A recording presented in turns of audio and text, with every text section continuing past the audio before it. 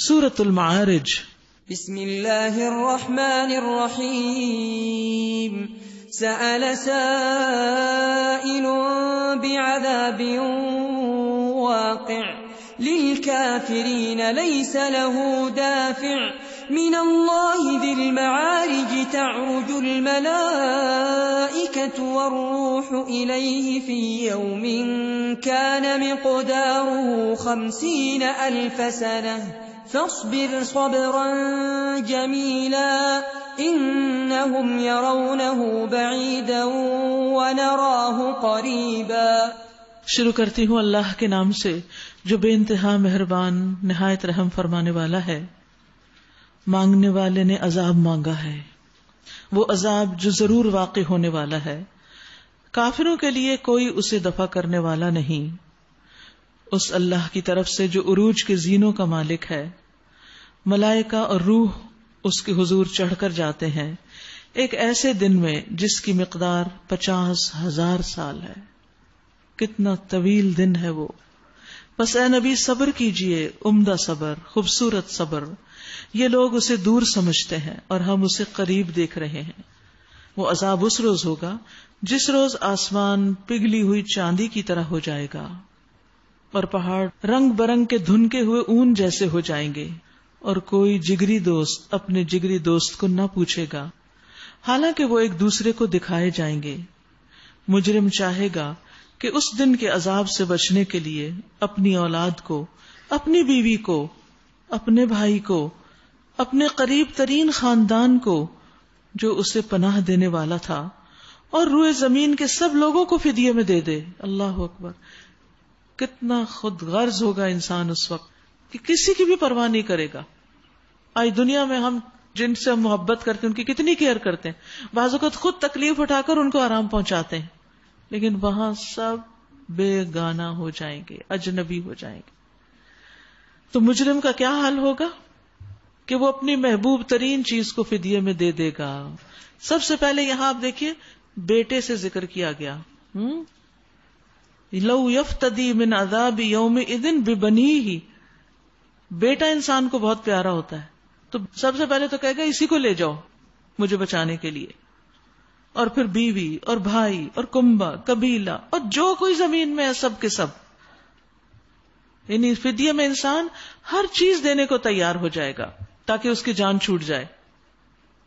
زمین بھر کی دولت بھی اگر اس کو ملے تو وہ کہے گا یہ بھی لے لیں مجھے چھوڑ دیں اس عذاب سے، لیکن کچھ بھی کام نہیں آئے گا۔ لیکن آج آپ دیکھیں ہم سے کتنے کم کا مطالبہ کیا گیا کہ لا الہ الا اللہ پڑھیں اور اپنے مال میں سے کچھ حصہ دوسروں پہ خرچ کریں۔ سب تو نہیں مانگا گیا۔ زکوٰۃ بھی آپ دیکھیں 100 میں سے صرف 2.5% ہے، اتنا کم، اور باقی سب تمہارا، خود جہاں چاہو خرچ کرو۔ لیکن آج ہمیں وہ 2.5 نکالنا بھی بڑا بوجھل لگتا ہے، بہت بھاری لگتا ہے۔ تو جو یہاں نہیں نکالے گا پھر اس کو وہاں تو اس کا خمیازہ بھگتنا پڑے گا۔ اور روئے زمین کے سب لوگوں کو فدیہ میں دے دے، اور یہ تدبیر اسے نجات دلا دے، ہرگز نہیں، وہ تو بھڑکتی ہوئی آگ کی لپٹ ہوگی جو گوشت پوست کو چاٹ جائے گی، پکار پکار کر اپنی طرف بلائے گی ہر اس شخص کو جس نے حق سے منہ موڑا اور پیٹ پھیری اور مال جمع کیا اور سینت سینت کر رکھا۔ انسان تھوڑ دلا پیدا کیا گیا ہے، جب اس پر مصیبت آتی ہے تو گھبرا اٹھتا ہے، اور جب خوشحالی نصیب ہوتی ہے تو بخل کرنے لگتا ہے۔ یعنی وہ دل کی تنگی ہے نا کہ چھوٹی سی تکلیف پہ گھبرا اٹھنا، پینک ہو جانا، اور جب اللہ تعالیٰ وسعت دے تو اس پر پھر دل کی تنگی کہ کسی اور پہ خرچ نہ کرنا۔ یہ دونوں چیزیں ساتھ ساتھ آئی ہیں، گھبراہٹ اور صدقہ۔ اگر انسان چاہتا ہے کہ اس کی گھبراہٹ دور ہو، دل وسیع ہو، تو پھر اس کا حل یہی ہے کہ اپنے بخل کو دور کرے۔ مگر وہ لوگ اس عیب سے بچے ہوئے ہیں جو نماز پڑھنے والے ہیں، یعنی نمازی جو ہیں وہ بخل نہیں کرتے۔ نمازیوں کو ایگزمپٹ کر دیا گیا یہاں، اور وہ دنیا کے مصائب سے بھی نہیں گھبراتے۔ اب دیکھیے آپ کا سر جب سجدے میں ہوتا ہے اور آپ کو یہ خیال بھی آ جائے کہ اگر اس وقت چھت گر گئی تو کیا ہوگا، تو آپ کے دل میں کیا آتا ہے؟ تو کوئی بات نہیں، اللہ نہ کرے، لیکن تسلی کیا ہوتی ہے کہ سجدے میں ہی ہے نا، اس سے اچھی موت کیا ہوگی۔ لیکن جو نماز نہ پڑھ رہا اس کے اندر تو یہ کیفیت نہیں آئے گی۔ اور کیسے نمازی؟ جو اپنی نماز کی ہمیشہ پابندی کرتے ہیں، جن کے مالوں میں سائل اور محروم کا ایک مقرر حق ہے، مانگنے والوں کا بھی حق ہے، اور جو نہیں مانگتے لیکن ضرورت مند ہے، بہت سی چیزوں سے محروم ہے، ان کا حق ہے. یہ مال میں حق بتایا گیا، یہ سارا تمہارا نہیں ہے، اس میں ان کا حصہ بھی ہے. تو اس میں آپ دیکھیے کہ نماز کا فائدہ پتہ چل رہا ہے نا، کہ نماز برے اخلاق سے روکتی ہے. ان الصلاۃ تنہی عن الفحشاء، بخل جو ہے فحشاء میں ہی آ جاتا ہے، والمنکر، اور برائیوں سے روکتی ہے نماز، برے کاموں برے اخلاق سے روکتی ہے. کیونکہ انسان کو نماز کی لاج رکھنی ہوتی ہے کہ میں نماز پڑھ کے یہ کام کرتا ہوں. وَلَذِكْرُ اللَّهِ أَكْبَرُ وَاللَّهُ يَعْلَمُ مَا تَصْنَعُونَ، اور اللہ جانتا ہے جو کچھ تم کر رہے ہو. یہاں جن نمازیوں کی صفت بیان ہو رہی ہے وہ کبھی کبھی کے نمازی نہیں، وہ علی صلاتہم دائمون، دائمی نمازی، ہمیشہ نماز پڑھتے ہیں، دوام اختیار کرتے ہیں. ٹھیک ہے، ایک ہوتی ہے نماز کی حفاظت اور دوسرے ہوتی ہے نماز کے اوپر دوام، یعنی مستقل طور پر پڑھتے رہنا اور غفلت نہ اختیار کرنا. فجر کی نماز کی پہلے بھی بات ہوئی، تفصیل سے بات ہوئی تھی. فجر کی نماز میں سوتے رہنا جو ہے یہ بہت بڑی سزا کا باعث بنتا ہے. نبی صلی اللہ علیہ وسلم نے اپنے خواب بیان کیا جس میں ایک شخص کو آپ نے دیکھا جس کا سر پتھر سے کچلا جا رہا تھا. وہ قرآن کا حافظ تھا مگر قرآن سے غافل ہو گیا اور فرض نماز پڑھے بغیر سو جاتا تھا. تو نماز فجر کے لیے کیسے بیدار ہوں، یہ ایک پیمفلٹ ہے، اس میں یہ طریقے بتائے گئے ہیں کہ کیسے اٹھ سکتے ہیں، کیونکہ بعض لوگ اپنی نیند سے بالکل مغلوب ہو جاتے ہیں. پھر اسی طرح یہ ہے کہ انسان صرف نماز ہی نہ پڑھے بلکہ اوقات کی پابندی کا لحاظ بھی رکھے اور اس کی دیگر شرائط کا بھی. والذین یصدقون بیوم الدین، جو روز جزا کو برحق مانتے ہیں، جو اپنے رب کے عذاب سے ڈرتے ہیں، کیونکہ ان کے رب کا عذاب ایسی چیز نہیں جس سے کوئی بے خوف ہو. جو اپنی شرمگاہوں کی حفاظت کرتے ہیں، حیا بھی ہے ان میں، زنا کے قریب نہیں جاتے، جنسی خواہشات کی تکمیل اور تسکین کے لیے ناجائز ذریعے اختیار نہیں کرتے، بجز اپنی بیویوں یا اپنی مملوکہ عورتوں کے جن سے محفوظ نہ رکھنے میں ان پر کوئی ملامت نہیں. البتہ جو اس کے علاوہ کچھ اور چاہیں وہی حد سے تجاوز کرنے والے ہیں. جو اپنی امانتوں کی حفاظت اور اپنے عہد کا پاس رکھتے ہیں، امانت اور وعدہ، جو اپنی گواہیوں میں راست بازی پہ قائم رہتے ہیں، سچ بولتے ہیں، جو اپنی نماز کی حفاظت کرتے ہیں، یہ لوگ عزت کے ساتھ جنت کے باغوں میں رہیں گے. تو یہ کوالٹیز جس کے اندر ہوں گی وہ شخص اللہ کے ہاں معزز ہوگا. انہی صفات کے ساتھ انسان تقوی کا حامل ہوتا ہے. پس اے نبی کیا بات ہے کہ یہ منکرین دائیں اور بائیں سے گروہ در گروہ تمہاری طرف دوڑے چلے آ رہے ہیں. کیا ان میں سے ہر ایک یہ لالچ رکھتا ہے کہ وہ نعمت بھری جنت میں داخل کر دیا جائے گا؟ ہرگز نہیں. ہم نے جس چیز سے ان کو پیدا کیا ہے اسے یہ خود جانتے ہیں. من ماء مہین، جو دوسری جگہ آتا ہے. پس نہیں میں قسم کھاتا ہوں مشرقوں اور مغربوں کے رب کی، ہم اس پر قادر ہیں کہ ان کی جگہ ان سے بہتر لوگ لے آئیں، اور کوئی ہم سے بازی لے جانے والا نہیں، یعنی ہم سے کوئی آگے نہیں نکل سکتا. لہٰذا انہیں اپنی بیہودہ باتوں اور اپنے کھیل میں پڑا رہنے دو، یہاں تک کہ یہ اپنے اس دن کو پہنچ جائیں جس کا ان سے وعدہ کیا جا رہا ہے، جب یہ اپنی قبروں سے نکل کر اس طرح دوڑے جا رہے ہوں گے جیسے اپنے بتوں کے استھانوں کی طرف دوڑ رہے ہوں. ان کی نگاہیں جھکی ہوئی ہوں گی، ذلت ان پر چھا رہی ہوگی. یہ وہ دن ہے جس کا ان سے وعدہ کیا جا رہا ہے. سورۃ نوح. بسم اللہ الرحمن الرحیم. إِنَّا أَرْسَلْنَا نُوحًا إِلَىٰ قَوْمِهِ أَنْ أَنذِرْ قَوْمَكَ مِن قَبْلِ أَن يَأْتِيَهُمْ عَذَابٌ أَلِيمٌ. قَالَ يَا قَوْمِ إِنِّي لَكُمْ نَذِيرٌ مُّبِينٌ. أَنِ اعْبُدُوا اللَّهَ وَاتَّقُوهُ وَأَطِيعُونِ يَغْفِرْ لَكُم مِّن ذُنُوبِكُمْ وَيُؤَخِّرْكُمْ إِلَىٰ أَجَلٍ مُّسَمًّى. إِنَّ أَجَلَ اللَّهِ إِذَا جَاءَ لَا يُؤَخَّرُ لَوْ كُنتُمْ تَعْلَمُونَ. شروع کرتی ہوں اللہ کے نام سے جو بے انتہا مہربان نہایت رحم فرمانے والا ہے۔ ہم نے نوح علیہ السلام کو اس کی قوم کی طرف بھیجا اس ہدایت کے ساتھ کہ اپنی قوم کے لوگوں کو خبردار کر دے قبل اس کے کہ ان پر ایک دردناک عذاب آ جائے۔ اس نے کہا، اے میری قوم کے لوگوں، میں تمہارے لیے ایک صاف صاف خبردار کر دینے والا پیغمبر ہوں۔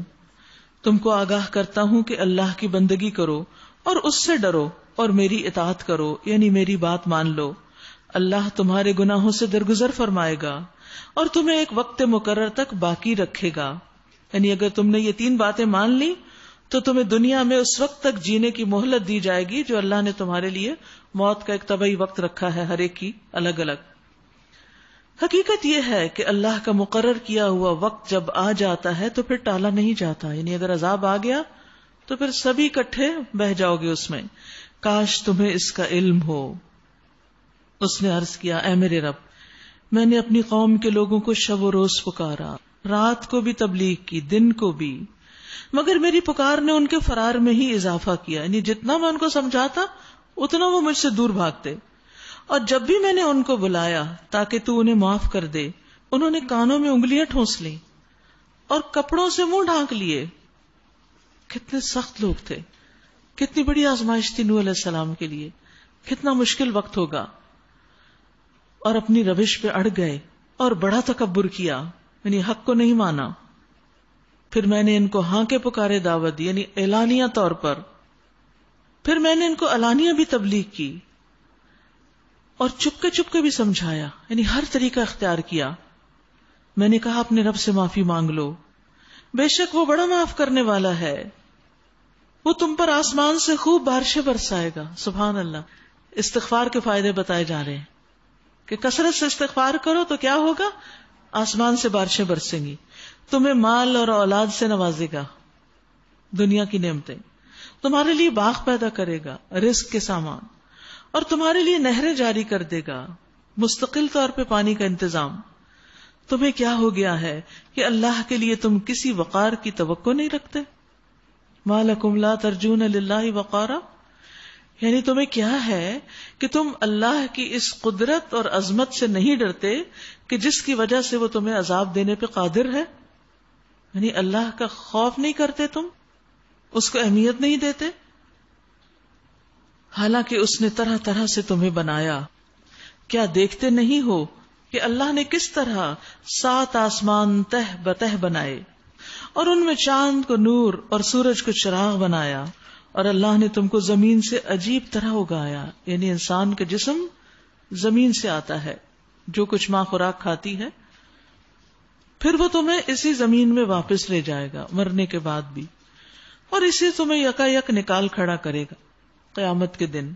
اور اللہ نے زمین کو تمہارے لیے فرش کی طرح بچھا دیا تاکہ تم اس کے اندر کھلے راستوں میں چلو۔ قال نوح رب انہم عصونی، نوح علیہ السلام نے کہا میرے رب انہوں نے میری بات رد کر دی، انہوں نے میری نافرمانی کی، وہ میری بات نہیں مانتے، اور ان رئیسوں کی پیروی کی جو مال اور اولاد پا کر اور زیادہ نامراد ہو گئے ہیں۔ ان لوگوں نے بڑا بھاری مکر کا جال پھیلا رکھا ہے۔ انہوں نے کہا ہرگز نہ چھوڑو اپنے معبودوں کو، اور نہ چھوڑو ود اور سواع کو، اور نہ یغوث اور یعوق اور نصر کو، انہوں نے بہت لوگوں کو گمراہ کیا ہے، اور تو بھی ان ظالموں کو گمراہی کے سوا کسی چیز میں ترقی نہ دے۔ یعنی جب بالکل نہیں مان کے دے رہے تھے، ایک کے بعد ایک جنریشن جو ہے وہ غلط کام کر رہی تھی، شرک پر ہی اڑی ہوئی تھی، تو نوح علیہ السلام کو کہ یہ سلسلہ تو ختم نہیں ہوگا، تو پھر بہتر ہے کہ یہ قوم اب ختم ہی کر دی جائے۔ تو یہاں سوال یہ پیدا ہوتا ہے کہ کس چیز نے ان کو اتنا سرکش بنا دیا تھا؟ مال اور اولاد کی کثرت، دنیا کی فراخی نے، کیونکہ خواہشات کی پیروی جب انسان کرتا ہے اور اللہ کو بھول جاتا ہے تو پھر انسان کا حال یہی ہوتا ہے۔ مما خطیئاتہم اغرقوا فادخلوا نارا، اللہ اکبر، اپنی خطاؤں کی بنا پر ہی وہ غرق کیے گئے اور آگ میں جھونک دیے گئے۔ اغرقوا مجھول، غرق کر دیے گئے، یعنی ڈوبے پانی میں تھے لیکن مرنے کے بعد عذاب آگ کا ہو رہا ہے۔ فادخلوا نارا، اس آیت سے بھی عذاب قبر کی دلیل ملتی ہے، کیونکہ پانی کے اندر تو آگ نہیں ہے، لیکن مرنے کے بعد انسان کا جسم جہاں بھی ہو اس کی روح پر عذاب ہوتا ہے، اور جسم جہاں بھی ہو محسوس کرتا ہے، چاہے ایک جگہ ایک ڈھیری کے اندر ہو یا پھر بکھرا ہوا ہو. کیونکہ دنیا میں بھی آپ دیکھیں جسم کے ایک حصے پر بھی تکلیف ہو تو سارا جسم محسوس کرتا ہے، سارے کو بخار ہو جاتا ہے. پھر انہوں نے اپنے لیے اللہ سے بچانے والا کوئی مددگار نہ پایا، اور نوح علیہ السلام نے کہا میرے رب ان کافروں میں سے کوئی زمین پہ بسنے والا نہ چھوڑ، اگر تو نے ان کو چھوڑ دیا تو یہ تیرے بندوں کو گمراہ کریں گے، اور ان کی نسل سے جو بھی پیدا ہوگا بدکار اور سخت کافر ہی ہوگا. یہ وہ اپنے تجربے کی بنا پر کہہ رہے تھے کہ وہ مسلسل یہی دیکھ رہے تھے کہ ایک دوسرے کو گمراہ کرنے کا باعث بن رہا ہے. رب اغفر لی ولوالدی ولمن دخل بیتی مؤمنا وللمؤمنین والمؤمنات، اے میرے رب مجھے بخش دے اور میرے والدین کو اور ہر اس شخص کو جو میرے گھر میں مومن کی حیثیت سے داخل ہوا ہو. ولا تزد الظالمین الا تبارا، اور ظالموں کے لیے ہلاکت کے سوا کسی چیز میں اضافہ نہ کر. نوح علیہ السلام کی دعا مانگنے کا یہ طریقہ غور سے آپ دیکھیے، اور یہی مسنون طریقہ ہے کہ جب آپ دعا کرتے ہیں تو سب سے پہلے اپنے لیے دعا کریں، اپنی ذات سے شروع کریں، پھر والدین جو سب سے زیادہ مستحق ہے احسان کے، اور پھر اس کے بعد باقی تمام مومنوں کے لیے، رشتہ داروں کے لیے، دوسروں کے لیے. یعنی پہلے اپنے لیے پھر دوسروں کے لیے. رسول اللہ صلی اللہ علیہ وسلم کسی کا ذکر کرتے ہوئے اس کے لیے دعا کرنے لگتے تو پہلے اپنے لیے کرتے، اور اسی طرح جب انبیاء میں سے کسی کا ذکر کرتے تو اپنی ذات سے شروع کرتے، ہم پر رحمت ہو اور ہمارے فلاں بھائی پر رحمت ہو، اللہ مجھ پر بھی رحمت کرے اور اس پر بھی رحمت کرے. تو ترتیب کیا ہے؟ قریب سے شروع کیا جائے پھر دور کی طرف جایا جائے، اور یہی اصول باقی چیزوں میں بھی ہے. جیسے رشتہ دار ہیں تو پہلا حق کیا ہے؟ قریب ترین کو، پھر اس کے بعد جو جتنا قریب ہو. سورۃ الجن. بسم اللہ الرحمن الرحیم. قل اوحی الی انہ استمع نفر من الجن فقالوا انا سمعنا قرآنا عجبا یہدی الی الرشد فآمنا به وَلَن نُشْرِكَ بِرَبِّنَا أَحَدًا وَأَنَّهُ تَعَالَى جَدُّ رَبِّنَا مَا اتَّخَذَ صَاحِبَةً وَلَا وَلَدًا وَأَنَّهُ كَانَ يَقُولُ سَفِيهُنَا عَلَى اللَّهِ شَطَطًا. شروع کرتی ہوں اللہ کے نام سے جو بے انتہا مہربان نہایت رحم فرمانے والا ہے. اے نبی کہہ دیجئے میری طرف وحی بھیجی گئی ہے کہ جنوں کے ایک گروہ نے غور سے سنا، پھر جا کر اپنی قوم کے لوگوں سے کہا ہم نے ایک بڑا ہی عجیب قرآن سنا ہے جو راہ راست کی طرف رہنمائی کرتا ہے، سیدھی راہ دکھاتا ہے، اس لیے ہم اس پر ایمان لے آئے ہیں. یعنی انہوں نے جو سنا سمجھ لیا، مان گئے، اور قرآن کا مقصد اور مطلوب بھی سمجھ گئے کہ شرک نہیں کرنا. اب ہم ہرگز اپنے رب کے ساتھ کسی کو شریک نہیں کریں گے. تو یہاں پر نوح علیہ السلام کی قوم کا ذکر کیا گیا کہ جنہوں نے انکار کیا، اور اس کے مقابل جنات کا ذکر کیا گیا کہ جو ایک دفعہ سن کر ایمان لے آئے. سبحان اللہ، کیسا کیسا فرق ہوتا ہے. کچھ لوگ عرصہ دراز تک سنتے رہتے ہیں، ان کے عمل میں کچھ فرق نہیں آتا، اور کچھ ایک دفعہ بات خیر کی سن لیں تو اس کے اوپر عمل کر جاتے ہیں. تو یہ جن ایمان لے آئے اور نہ ماننے والے نقصان میں رہے. تو اس میں بنی آدم میں سے جو لوگ انکار کرنے والے ہیں ان کو جنوں کی مثال سے سمجھایا جا رہا ہے، اور ان کے لیے ایک طرح سے یہ ڈانٹ ہے کہ دیکھو جن تو ایک دفعہ سن کے مان گئے تھے، اور تمہاری عقل کو کیا ہے، تم کیوں نہیں مانتے. یاد رکھیے ساری مخلوق نبی صلی اللہ علیہ وسلم کو اپنا رسول مانتی ہے. نبی صلی اللہ علیہ وسلم نے فرمایا آسمان و زمین کے درمیان جتنی چیزیں ہیں وہ سب جانتی ہیں کہ میں اللہ کا رسول ہوں، سوائے نافرمان جنات اور انسانوں کے. بس وہ نہیں مانتے سرکش، اور سب مانتے. اسی لیے آپ نے دیکھا متعدد مواقع پر مختلف جانور، پرندے وغیرہ جو تھے وہ آپ کے پاس آ جاتے تھے لوگوں کی شکایت لے کر. اور یہ کہ ہمارے رب کی شان بہت اعلیٰ و عرفہ ہے. اس نے کسی کو بیوی یا بیٹا نہیں بنایا، اور یہ کہ ہمارے نادان لوگ اللہ کے بارے میں بہت خلاف حق باتیں کہتے رہے ہیں، یعنی جنوں میں بھی ناسمجھ تھے جنہوں نے اللہ کی قدر نہیں پہچانی، اور یہ کہ ہم نے سمجھا تھا کہ انسان اور جن کبھی اللہ کے بارے میں جھوٹ نہیں بول سکتے، یہ ان کا خیال تھا اپنے محدود علم کی بنا پر، اور یہ کہ انسانوں میں سے کچھ لوگ جنوں میں سے کچھ لوگوں کی پناہ مانگا کرتے تھے، آج تک بھی لوگ کرتے ہیں ایسا۔ اس طرح انہوں نے جنوں کا غرور اور زیادہ بڑھا دیا۔ یاد رکھیے کہ جنوں سے بلا وجہ ڈرنا نہیں چاہیے، کیونکہ جو ڈرے وہ مرے۔ تو ایسے مواقع پر انسان کو اللہ سے مدد لینی چاہیے، یعنی اگر کبھی کسی جن سے واسطہ پڑے آپ کو تو گھبرا کے ڈر کے چیخے مارتے ہوئے گھر سے نہ بھاگے، یہ گھر تو آپ ہی کا ہے نا، تو آپ ہی کو رہنا ہے وہاں، تو اس کا علاج کرے۔ اور یہ جو رقیہ شرعیہ ہے یہ بہترین علاج ہے، سورۃ البقرہ ہے، سورۃ الجن پڑھیں۔ تو جب انسانوں نے جنوں کی پناہ لینا شروع کی تو جن اپنے آپ کو بڑی چیز سمجھنے لگے۔ چلیے ایک دو دعائیں اور بتا دیتی ہوں کہ جو جنات سے بچنے کے لیے ہیں۔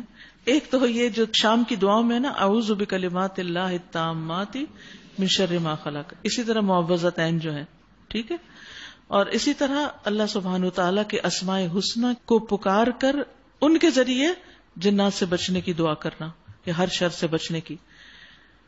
کعب الاحبار کہتے ہیں کہ اگر میں چند کلمات نہ پڑھتا ہوتا تو یہودی مجھے گدھا بنا دیتے۔ لوگوں نے پوچھا وہ کلمات کیا ہیں؟ اور جیسے نظر کی بات تھی نا، اسی طرح جادو کی بھی اور باقی جنات، یعنی ان سب سے پروٹیکشن کے لیے اگر انسان اپنے آپ کو پروٹیکٹ کر لے، دعائیں پڑھے، تو پھر چیزیں آپ پر اٹیک نہیں کریں گی۔ کعب نے کہا وہ کلمات یہ ہیں: اعوذ بوجہ اللہ العظیم الذی لیس شیء اعظم منہ وبکلمات اللہ التامات اللتی لا یجاوزہن بر ولا فاجر وباسماء اللہ الحسنی کلہا، سارے اللہ کے نام، ما علمت منہا وما لم اعلم من شر ما خلق وبرأ وذرأ، میں اللہ کے عظیم چہرے کی پناہ مانگتا ہوں جس سے عظیم کوئی اور چیز نہیں، اور اس کے مکمل کلمات کے ساتھ پناہ مانگتا ہوں۔ اب مکمل کلمات تو ہم کو آتے بھی نہیں اور ہم پڑھ بھی نہیں سکتے، تو سب کا ذکر کر دیا گیا، جن سے کوئی نیک یا بد آگے نہیں بڑھ سکتا، یعنی ان کلمات کے ذریعے میں اللہ کو پکار کر اللہ کی پناہ لے کر اس شر کا مقابلہ کرتا ہوں کہ اس سے آگے کوئی جا ہی نہیں سکتا، پھر کوئی حملہ آور ہو ہی نہیں سکتا۔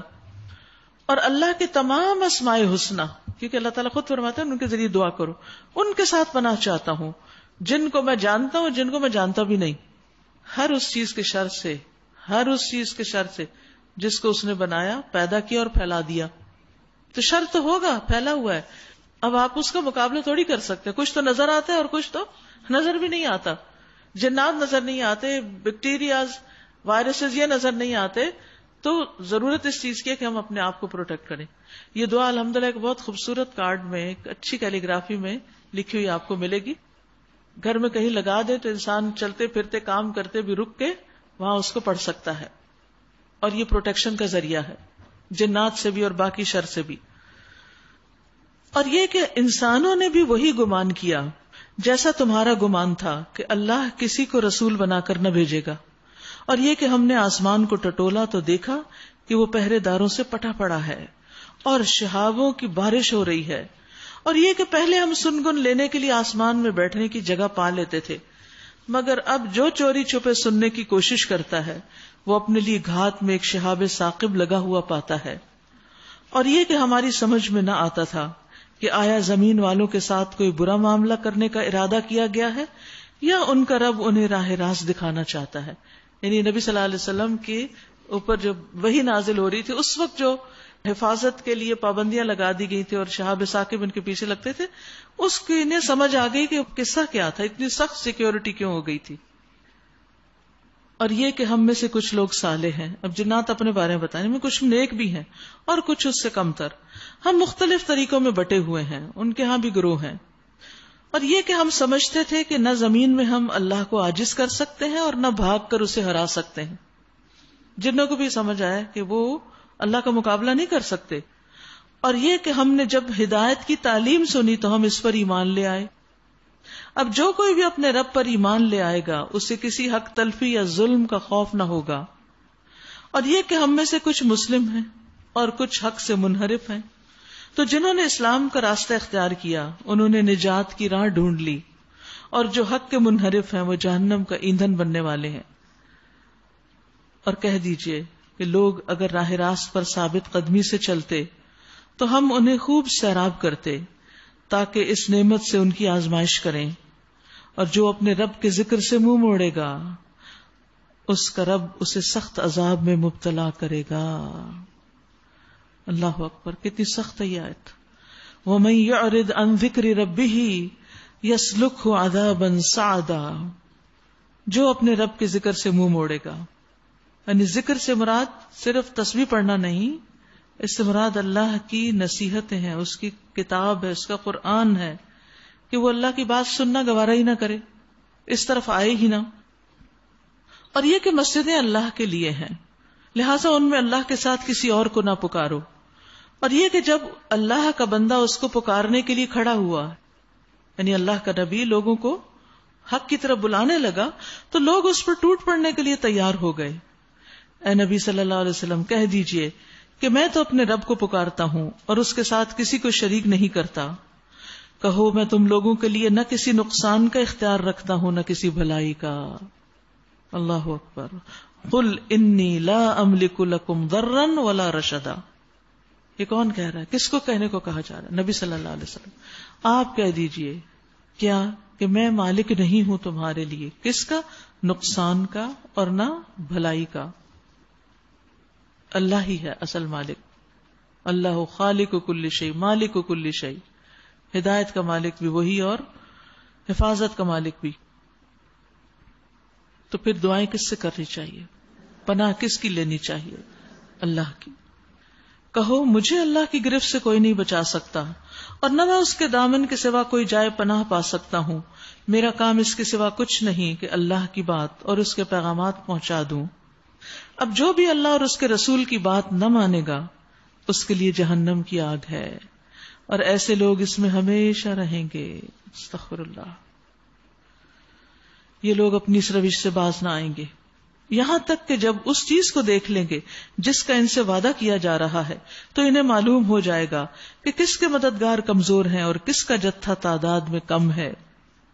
کہو میں نہیں جانتا کہ جس چیز کا وعدہ تم سے کیا جا رہا ہے وہ قریب ہے یا میرا رب اس کے لیے کوئی لمبی مدت مقرر فرماتا ہے. یعنی قیامت کا عین وقت مجھے نہیں معلوم. وہ عالم الغیب ہے، اپنے غیب پر کسی کو مطلع نہیں کرتا.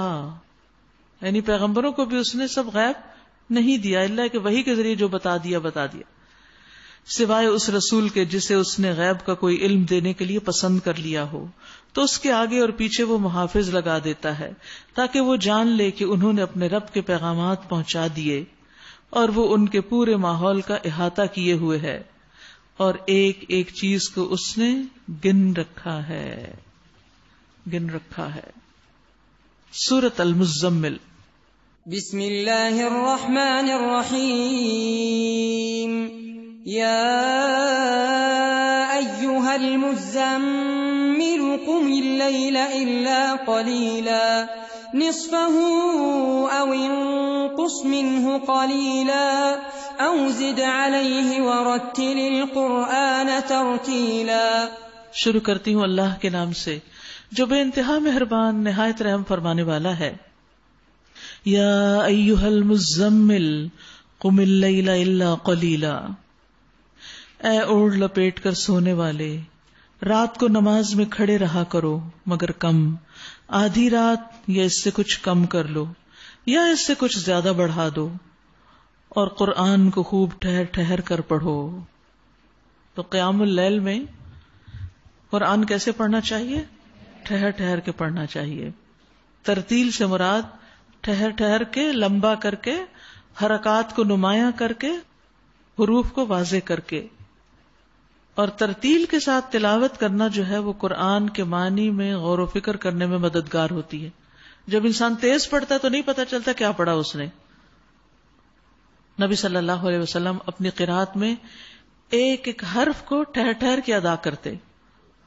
جب رحمت والی آیات سے گزرتے تو رک کر رحمت کا سوال کرتے، جب عذاب والی آیات سے گزرتے تو رک کر عذاب سے پناہ مانگتے.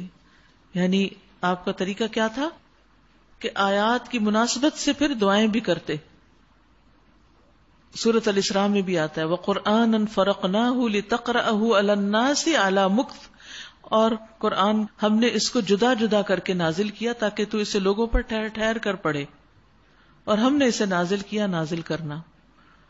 تو انس بن مالک سے نبی صلی اللہ علیہ وسلم کی قرات کے بارے میں سوال کیا گیا تو انہوں نے بتایا کہ آپ خوب کھینچ کر پڑھا کرتے تھے، ایک ایک آیت پر وقف کرتے تھے، خوبصورت آواز سے پڑھتے تھے.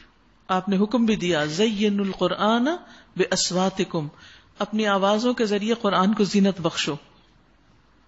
اور تیز تیز قرآن پڑھنے کی ممانعت بھی ہے، کیونکہ کچھ لوگ پڑھتے ہیں اور قرآن ان کے حلق سے نیچے نہیں اترتا. تو یہ کب ہوتا ہے؟ جب انسان بہت تیز پڑھتا ہے.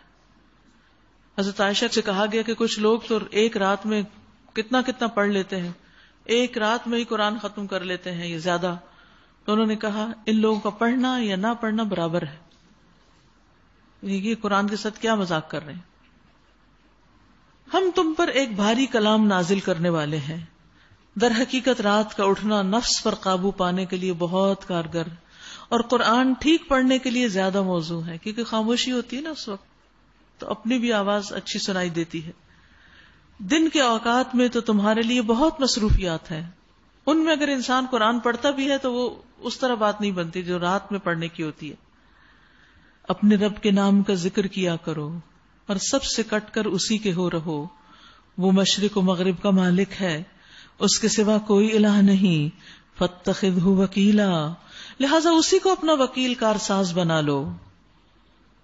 ان آیات میں ایک تو یہ بات کی گئی ہے کہ رات کا قیام قرآن پڑھنے اور سمجھنے کا بہترین وقت ہے، اور رات کو پڑھنے والوں کی تعریف بھی کی گئی ہے سورۃ آل عمران میں. اس سے پہلے بھی میں ذکر کر چکی ہوں کہ دن کی نسبت رات کو پڑھنا زیادہ افضل ہے، اور رمضان ہی کی برکت ہے کہ ہم راتوں کو بھی قرآن پڑھتے ہیں، ورنہ عام دنوں میں کہاں پڑھتے ہیں، سوائے ان لوگوں کے جنہوں نے کوئی کورس جوائن کیا اور کوئی اسائنمنٹ یا ٹیسٹ یا سبق یا کوئی مصیبت سر پہ آئی بھی ہو تو اس کے ازالے کے لیے پڑھتے ہیں. قرآن مجید میں آتا ہے لیسوا سواء من اہل الکتاب امۃ قائمۃ یتلون آیات اللہ آناء اللیل وہم یسجدون. وہ سب برابر نہیں، اہل کتاب میں سے ایک جماعت قیام کرنے والی ہے جو رات کے اوقات میں، رات کی گھڑیوں میں اللہ کی آیات کی تلاوت کرتے ہیں اور وہ سجدے کرتے ہیں، یعنی قیام اللیل. آج اتفاق ہے کہ شہر رمضان میں بھی قیام اللیل اور یہاں بھی قیام اللیل کی بات ہے، اور رات کے قیام کرنے والے پر اللہ سبحانہ و تعالی توجہ کرتے ہیں، ان کے لیے خاص انعامات ہوتے ہیں. حضرت عائشہ نے فرمایا رات کا قیام مت چھوڑو، کیونکہ رسول اللہ اس کو نہیں چھوڑتے تھے. اگر بیمار ہوتے یا کسل مندی کی کیفیت ہوتی تو بیٹھ کے پڑھ لیتے تھے. اسی طرح صحابہ بھی اکثریت ان کی جو تھی وہ راتوں کو نماز پڑھتی تھی. فضیل کہتے ہیں جب تم قیام اللیل اور دن کے روزے پہ قادر نہ ہو تو جان لو کہ تم محروم کر دیے گئے ہو، جکڑ دیے گئے ہو، اور تمہارے گناہوں نے تمہیں جکڑا. لیکن یاد رکھیے کہ اٹھنے کے لیے پھر ضروری ہے کہ قیلولہ بھی ہو اور کھانا بھی احتیاط سے کھایا جائے تاکہ سستی نہ ہو. اور جو باتیں یہ لوگ بنا رہے ہیں ان پہ صبر کیجئے اور شرافت کے ساتھ ان سے الگ ہو جائیے. ان جھٹلانے والے خوشحال لوگوں سے نمٹنے کا کام آپ مجھ پہ چھوڑ دیں اور انہیں ذرا کچھ دیر اسی حالت پہ رہنے دیں، یعنی انہیں ذرا ٹائم دیتے تاکہ یہ سمجھ جائیں پیغام کو. ہمارے پاس ان کے لیے بھاری بیڑیاں ہیں اور بھڑکتی ہوئی آگ ہے اور حلق میں پھنسنے والا کھانا اور دردناک عذاب. یہ اس دن ہوگا جب زمین اور پہاڑ لرز اٹھیں گے اور پہاڑوں کا حال ایسا ہو جائے گا جیسے ریت کے ڈھیر ہوں جو بکھرے جا رہے ہیں. تم لوگوں کے پاس ہم نے اسی طرح ایک رسول تم پر گواہ بنا کر بھیجا ہے جس طرح ہم نے فرعون کی طرف ایک رسول بھیجا تھا. پھر دیکھ لو کہ جب فرعون نے اس رسول کی بات نہ مانی تو ہم نے اس کو بڑی سختی سے پکڑ لیا. تو مطلب کیا ہے کہ اگر تم نہیں مانتے تمہارا بھی یہ انجام ہونے والا ہے. اگر تم ماننے سے انکار کرو گے تو اس دن کیسے بچ جاؤ گے جو بچوں کو بوڑھا کر دے گا اور جس کی سختی سے آسمان پھٹا جا رہا ہوگا. اللہ کا وعدہ تو پورا ہو کر ہی رہنا ہے. یہ ایک نصیحت ہے. ان هذه تذکرہ فمن شاء اتخذ الى ربه سبیلا. اب جس کا جی چاہے اپنے رب کی طرف جانے کا راستہ اختیار کر لے. اے نبی صلی اللہ علیہ وسلم، تمہارا رب جانتا ہے کہ تم کبھی 2/3 رات کے قریب اور کبھی آدھی رات اور کبھی 1/3 رات عبادت میں کھڑے رہتے ہیں، اور تمہارے ساتھیوں میں سے بھی ایک گروہ یہ عمل کرتا ہے۔ اللہ ہی رات اور دن کے اوقات کا حساب رکھتا ہے، اسے معلوم ہے کہ تم لوگ اوقات کا ٹھیک شمار نہیں کر سکتے، لہٰذا اس نے تم پر مہربانی فرمائی۔ اب جتنا قرآن آسانی سے پڑھ سکتے ہو پڑھ لیا کرو۔ اسے معلوم ہے کہ تم میں کچھ مریض ہوں گے، کچھ دوسرے لوگ اللہ کے فضل کی تلاش میں سفر کرتے ہیں، اور کچھ اور لوگ اللہ کی راہ میں جنگ کرتے ہیں۔ بس جتنا قرآن آسانی سے پڑھا جا سکے پڑھ لیا کرو، یعنی ان مصروفیات میں بھی چھوڑنا نہیں ہے۔ بیمار ہو، سفر پہ ہو، زیادہ نہیں پڑھ سکتے تو تھوڑا پڑھ لو، آسانی سے جتنا پڑھ سکتے اتنا پڑھ لو۔ نماز قائم کرو اور زکوٰۃ دو، اور اللہ کو اچھا قرض دیتے رہو، یعنی صدقات دیتے رہو۔ جو کچھ بھلائی تم اپنے لیے آگے بھیجو گے اسے اللہ کے ہاں موجود پاؤ گے، وہی زیادہ بہتر ہے اور اس کا اجر بہت بڑا ہے۔ واستغفر اللہ، اور اللہ سے بخشش مانگتے رہو۔ ان اللہ غفور الرحیم، بے شک اللہ تعالی غفور الرحیم ہے۔